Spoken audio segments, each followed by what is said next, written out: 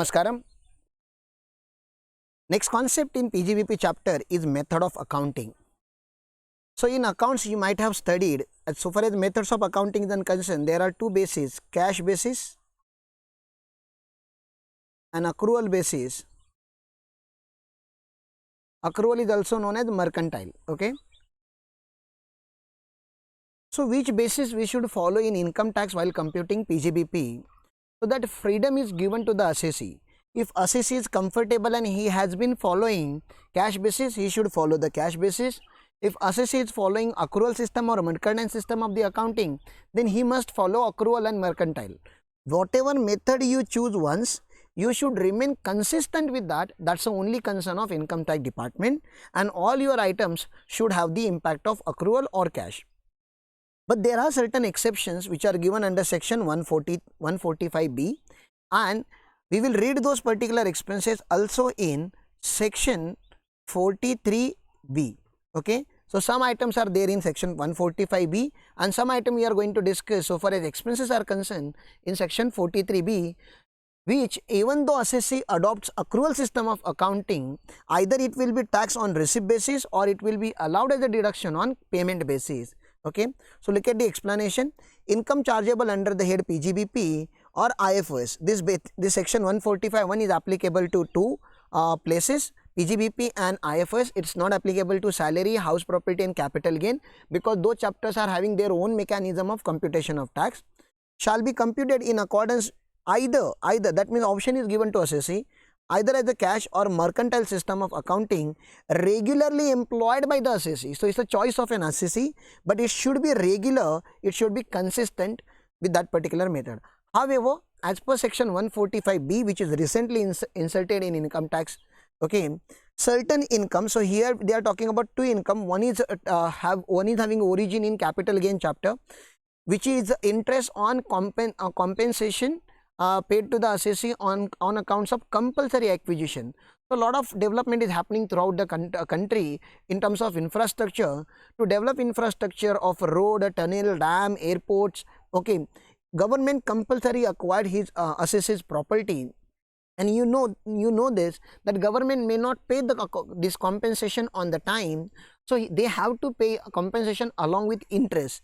That interest is taxable in under the head IFRS, but obvious that interest cannot be taxed on accrual basis, because there is no assurance when government will pay you that interest, will they pay it or not. So there are a lot of uncertainty involved in that interest, therefore it is taxable on the safer side on receipt basis. This is for the benefit of the assessee.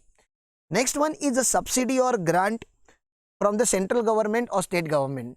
We are also now working on one particular project which is about Murrah buffalo. We are planning to get it from Haryana side, and that Murrah buffalo is little costlier. It comes around 90,000 to 1 lakh rupees minimum, and government helps to those farmers who are buying this Murrah buffalo and have their own dairy products.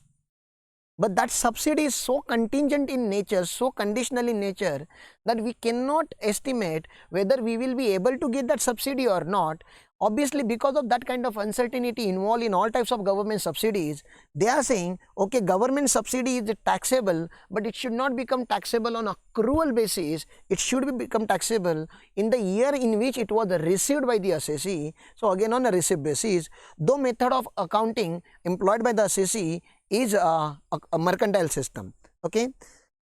Under section 145 subsection 2, now this is another section. Central government is empowered to notify in its official gazette something called as ICDS. What is ICDS? Income Computational and Disclosure Standard. Now you might be knowing already, there in accounts we are having accounting standards. Okay, Indian accounting standards, not international standard adopted by the India. I'm not talking about Ind AS, I'm talking about AS 1 to 29, which is notified. Okay, so these are the AS which you generally study in your intermediate course. So those standards are applicable for a preparation of a books of account, whereas ICDS is applicable for computation of tax. Okay, computation of tax. Therefore, it is known as income computation and we have to give certain disclosure to government. Therefore, income computation and disclosure standards, which are almost similar, almost 95% it is similar to the accounting standard. As of now, government have notified this 10 ICDS. Now, we are not supposed to read this ICDS in detail at intermediate level because majority of the content is there in final. But because I hope you understand certain accounting standards, even if you read this ICDS, it's not going to create any confusion in your mind because 95% content of ICDS and accounting standards are same. My responsibility is to tell you which standard is equivalent to ICDS 1. So, ICDS 1 is accounting policies, which is known as AS1 in your accounts. ICDS 2 is the valuation of inventory, which is AS2 in accounts. ICDS 3 is construction contract, which is AS7 in your accounts. ICDS 4, which is the revenue recognition, which is AS9 in accounts. ICDS 5, which is the tangible fixed asset, which is AS10 PPE, properties and plant and equipment in your accounts. ICDS 6, which is almost same to ICDS 11, the effect of change in foreign exchange rates. Okay, ICDS 7 is equal to AS 12, which is government grants or accounting for government grants.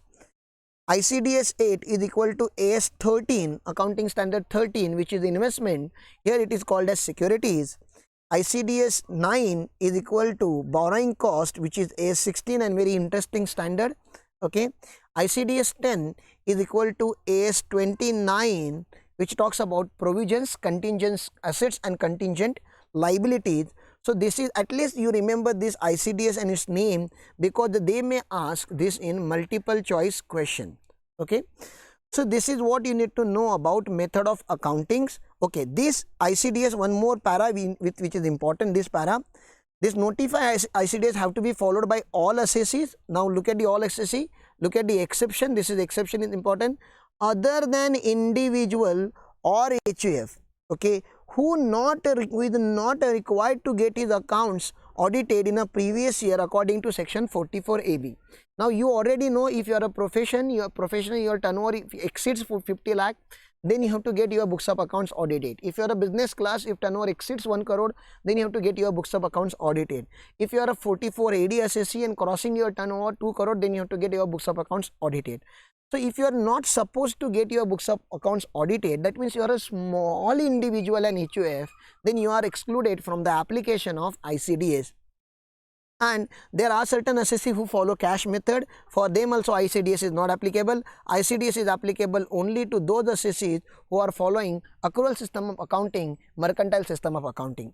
So, this is the content that you need to know so far as method of accounting is concerned, and this is applicable to 2 chapters, PGBP as well as IFOS. Thank you.